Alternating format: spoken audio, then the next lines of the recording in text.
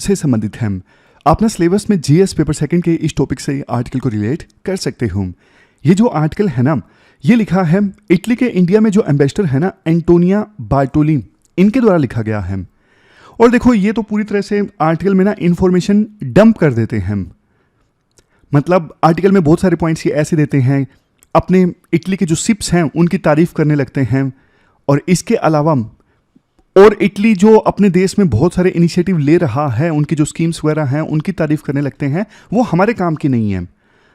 तो इसलिए ना मैंने इस आर्टिकल को ना क्लासिफाई कर लिया 2 सब टॉपिक्स में, ताकि आप आंसर राइटिंग में पॉइंट्स यूज कर सको। ये इंफॉर्मेशन डंप से आप पॉइंट्स नहीं यूज कर सकोगे आंसर्स में। तो दो सब टॉपिक्स में मैंने इस आर्टिकल को डिवाइड कर लिया। एक सीधा सा इटली हमारे लिए इंपॉर्टेंट क्यों है, और दूसरा इटली और इंडिया अभी किन किन एरियाज में कोऑपरेट कर रहे हैं, आपस में दोनों के जो संबंध है किन किन एरियाज में मजबूत हो रहे हैं। दोनों सब टॉपिक्स से आपको बहुत सारे पॉइंट्स मिलेंगे जिनको आप सीधा सीधा आंसर्स में यूज कर सकते हो। तो पहले डिस्कस करते हैं why Italy is important for India. देखो आज का जो समय है ना, आज के समय में पोली क्राइसिस चल रहे हैं। पोली क्राइसिस का मतलब होता है, देखो अलग अलग क्राइसिस चल रहे हैं, बट एक क्राइसिस की वजह से दूसरे जो क्राइसिस हैं वो और ज़्यादा सीरियस हो जाते हैं। जैसे आपको एग्जांपल देता हूँ, कोविड-19 की महामारी आई थी, उस समय एकदम से इकोनॉमिक क्राइसिस भी स्टार्ट हो गए, क्लाइमेट चेंज की समस्या भी है। मतलब अलग अलग क्राइसिस चल रहे हैं और एक क्राइसिस की वजह से दूसरे क्राइसिस जो हैं वो और ज़्यादा सीरियस हो जाते हैं। आज के समय में आप देखो किस प्रकार से एक तरफ इजराइल हमास और अब इजराइल हिजबुल्लाह के बीच में युद्ध चल रहा है। संभावना ये है इजराइल अब ईरान के स्ट्राइक्स के जवाब में ईरान के ऊपर हमला करेगा। दूसरी तरफ देखो रशिया और यूक्रेन के बीच में भी वार चल रहा है।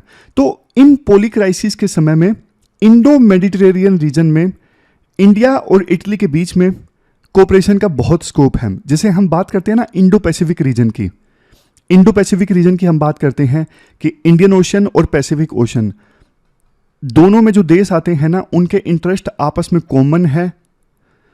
वैसे ही देखो यहां पे बात हो रही है इंडो मेडिटेरेनियन सी की।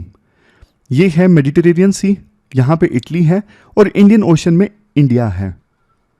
तो बात की जा रही है कि दोनों ओशन में जो देश आते हैं ना, उनके इंटरेस्ट भी कन्वर्ज होते हैं। कन्वर्ज क्यों होते हैं? कन्वर्ज देखो इसलिए होते हैं, जैसे अब मान लीजिए रेड सी में पायरेसी होती है। ये रेड सी है, यहां पे शिप्स आते जाते हैं, यहां पे मान लो हौथी रिबल्स शिप्स पे हमला करते हैं। इस एरिया में मान लीजिए ट्रेड रुकता है, तो नुकसान किसको होगा? मेडिटेरेनियन सी में जो देश आते हैं उनको भी होगा और इंडियन ओशन में जो देश आते हैं उनको भी नुकसान होगा। तो मतलब दोनों ओशन में जो देश आते हैं उनके इंटरेस्ट कॉमन है और यहां पर इंडिया और इटली आपस में कोऑपरेट कर सकते हैं जॉइंट इंटरेस्ट को लेके, जैसे पायरेसी रोकना, हौथी रिबल्स को रोकना। नेक्स्ट पॉइंट में राइटर ये बोलते हैं, एक देखो डेटा केबल बिछ रही है, blue Raman submarine data cable. Italy में एक जगह है जिनोवा, इटली में जिनोवा से लेके मुंबई तक ये डेटा केबल बिछ रही है समुद्र के नीचे। इससे इंटरनेट फैसिलिटी और ज़्यादा इंप्रूव होगी। ये फाइबर ऑप्टिक केबल है। तो ये एक एग्जाम्पल है कि कैसे ये पूरा जो रीजन है इंडो मेडिटेरेनियन रीजन, ये कितना ज़्यादा इंपॉर्टेंट है डिजिटल इंफ्रास्ट्रक्चर के लिए। अब आता है दूसरा पॉइंट, इकोनॉमिक सिग्निफिकेंस क्या है इटली के इंडिया के लिए।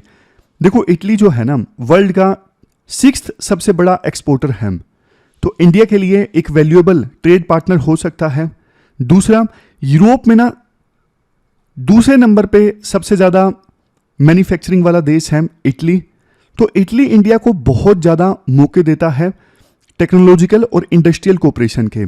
चूंकि मैन्युफैक्चरिंग में दूसरे नंबर पे है इटली यूरोप में, तो इटली के साथ में इंडिया टेक्नोलॉजी में कोऑपरेशन कर सकता है और इंडस्ट्री में कोऑपरेशन कर सकता है। इसके बाद नेक्स्ट है सिक्योरिटी कोलैबोरेटर। देखो जैसा इंडिया चाहता है ना कि इंडियन ओशन रीजन में स्टेबिलिटी रहे, पायरेसी वगैरह ना हो, उसी प्रकार से इटली भी यही चाहता है कि रेड सी में जो हौथी रिबल्स अटैक करते हैं या फिर पायरेसी वगैरह होती है, सोमालिया के जो पायरेट्स हैं उनके द्वारा की जाती है, तो इनको रोकने के लिए इटली भी कमिटेड है और इंडिया भी कमिटेड है। यहाँ पर देखो एक चीज़, यूरोपियन यूनियन ने ना काफ़ी सारे ऑपरेशंस चलाए हैं पायरेसी को रोकने के लिए, हाउथी रिबल्स को रोकने के लिए, रेड सी में शिप्स को प्रोटेक्ट करने के लिए। ये ऑपरेशन इस प्रकार से हैं, EU, NAV4, अटलांटा या फिर एस्पीडेज। नीचे देखिए, ये क्या है, ये EU के ऑपरेशंस हैं पायरेसी को रोकने के लिए, हाउथी रिबल्स से शिप्स को प्रोटेक्ट करने के लिए। और इंडिया के भी तो देखो यही इंटरेस्ट है ना कि पायरेसी नहीं होनी चाहिए इंडियन ओशन रीजन में, और शिप्स की मूवमेंट ईजी होनी चाहिए ताकि व्यापार ट्रेड अच्छे से चलता रहे। तो यहाँ पे इटली और इंडिया दोनों के जो इंटरेस्ट है आपस में कन्वर्ज होते हैं। अब नेक्स्ट आता है डिप्लोमेटिक सपोर्ट। देखो समय समय पे डिप्लोमेटिकली आपस में एक दूसरे को सपोर्ट करते हैं इंडिया और इटली। जैसे जब G20 का समिट इंडिया में ऑर्गेनाइज हुआ था ना, तो इंडिया ने इस बात की वकालत की थी कि G20 में ना अफ्रीकन यूनियन को शामिल कर लिया जाए, और बाद में शामिल कर भी लिया गया था। तो इस मुद्दे पे ना इटली ने इंडिया का सपोर्ट किया था। इसके अलावा एक जो कॉरिडोर है, India middle east Europe economic corridor, यहां पे देखो ये जो कॉरिडोर है, अभी तो ये ठंडे बस्ते में है, इजराइल का हमास और हिजबुल्ला के साथ में युद्ध चल रहा है। अदरवाइज देखो स्वेज कैनल को बाईपास करने के लिए ना ये जो कॉरिडोर है बहुत ज़्यादा इंपॉर्टेंट है। और इटली कहता है कि हम भी इस कॉरिडोर को सपोर्ट करते हैं, डायरेक्टली हम इस कॉरिडोर में शामिल नहीं है, बट हम चाहते हैं कि इस पूरे रीजन में कनेक्टिविटी बूस्ट होनी चाहिए जिसका फायदा हमें भी मिलेगा। तो we support this initiative. Diplomatically इस इनिशिएटिव को इटली भी सपोर्ट कर रहा है। फिर इसके बाद बारी आती है कल्चरल एंड डायस्पोरा के कनेक्शंस। अभी देखो यूरोपियन यूनियन में ना दूसरे नंबर पे सबसे बड़ा जो इंडियन डायस्पोरा है ना वो इटली में ही है। पीपल टू पीपल टाइज काफ़ी ज़्यादा स्ट्रॉन्ग है, और इटालियन और इंडियन सिविलाइजेशन के बीच में हिस्टोरिकल कनेक्शन भी है। तो ये जो कनेक्शन है ना, ये मौका देते हैं और ज़्यादा कल्चरल एक्सचेंज हो सके दोनों देशों के बीच में, दोनों सिविलाइजेशंस के बीच में। तो ये हमने बात कर लिया सीधा सीधा कि इटली हमारे लिए इंपॉर्टेंट क्यों है। अब बात करते हैं दोनों देश कैसे कोऑपरेट कर रहे हैं, कर क्या रहे हैं दोनों देश साथ मिलकर।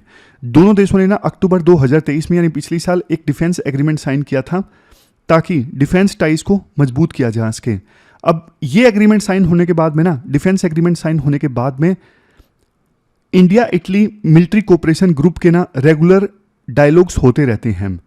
इस साल के शुरुआत में भी हुआ था। काफ़ी सारे इटली के जो शिप्स हैं इंडिया में आते हैं, जिसे नाम दिया हुआ है ITS Cavour, freight ITS Alpino, ये गोवा में आया था। नाम याद रखने की आवश्यकता नहीं है। अब देखो कई बार ना कोई शिप आता है ना, उस शिप पर उस देश की नेवी के जवान भी मौजूद होते हैं, तो वो ना होस्ट कंट्री के साथ में ना पासएक्स एक्सरसाइज कंडक्ट करता है। पासएक्स एक्सरसाइज जानते हो क्या होता है? ये प्लान्ड एक्सरसाइज नहीं होती। जैसे मान लीजिए इटली का शिप इंडिया में आया, तो चलो भाई आए हैं तो थोड़ा बहुत एक्सरसाइज कर लेते हैं मिलके।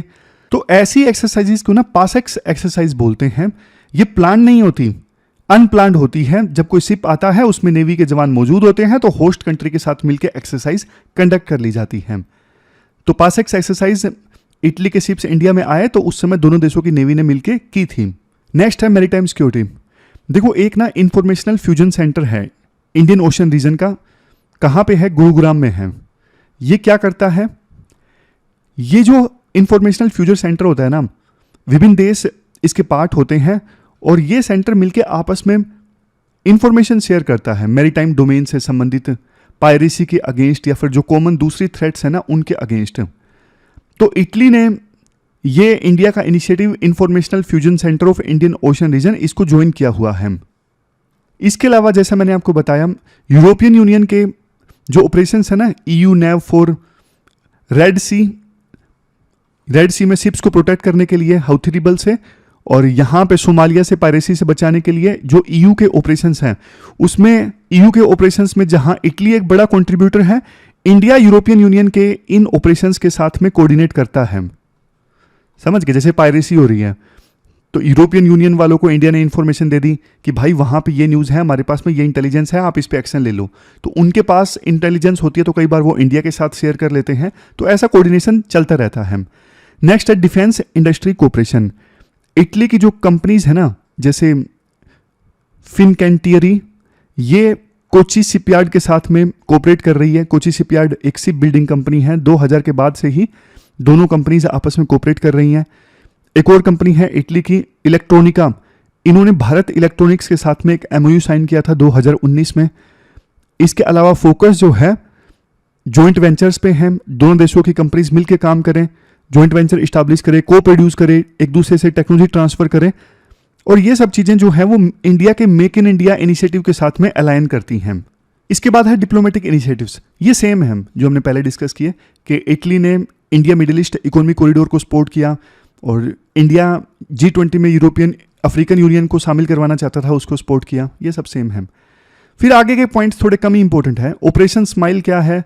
ये इटली वालों का एक ऑपरेशन है, इनकी एक फाउंडेशन है स्माइल फाउंडेशन, ये अच्छा काम करती है। जैसे वो बच्चे जिनका फेस विकृत हो जाता है ना, थोड़ा फेस का स्ट्रक्चर सही नहीं रहता, तो उनकी सर्जरीज वगैरह करती है इटली की ये स्माइल फाउंडेशन। तो इटली का ये शिप आया ना इंडिया में, ITS कैवर, इन्होंने एक फ्लोटिंग हॉस्पिटल इस्टेब्लिश किया, वहाँ पे डॉक्टर्स भी थे इंडिया और इटली के डॉक्टर्स ने मिल के ऐसे बच्चों के फेस की सर्जरीज की जिनके फेस थोड़े मालफॉर्मेशन होते हैं।